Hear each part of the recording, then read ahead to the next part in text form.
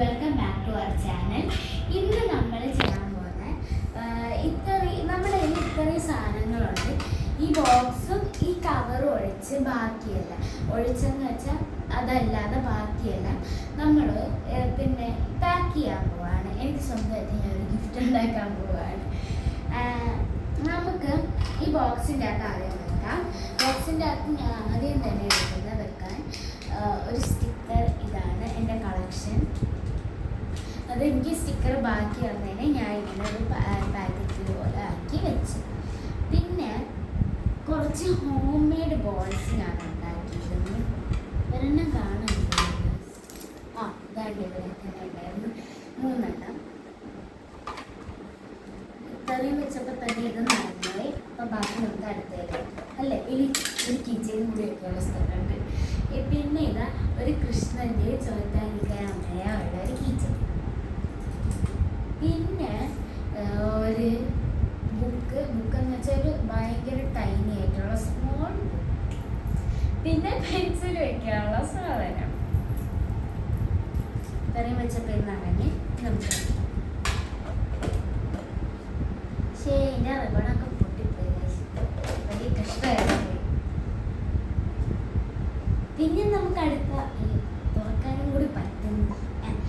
ഇനി നമ്മൾ അടുത്ത് ഒരു സ്റ്റിക്കർ ബുക്കാണ് വെക്കാൻ പോകുന്നത്. ഞാൻ ഇതിൽ സ്റ്റിക്കർ ഒട്ടിച്ച ഒരു ബുക്ക് ഉണ്ടാക്കിയെടുത്തതാണ്. പ്ലാസ്റ്റിക് കവറിൽ ഇങ്ങനെ കുറേ സ്റ്റിക്കർ ഒട്ടിച്ചത് കൊണ്ടായിരുന്നു. ഇത് ഇളക്കിയെടുക്കാൻ പറ്റും. ഇത് ഞാൻ യൂട്യൂബിലൊക്കെ നോക്കിയല്ലേ. സാധാരണ എന്ത് സാധനം ഉണ്ടാക്കിയാലും ഞാൻ യൂട്യൂബിൽ നോക്കാറുണ്ട്. ഇന്ന് ഞാൻ നോക്കിയില്ല. ഇത് ഞാൻ നോക്കിയില്ല. പിന്നെ എൻ്റെ അച്ഛന് കിട്ടിയ ഒരു മെഴുകുതിരി എനിക്ക് കിട്ടിയേക്കാം.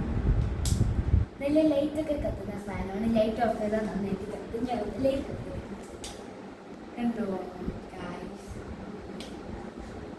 ഇനി അയ്യോ എടുത്ത് നമുക്കിത് വെക്കാം.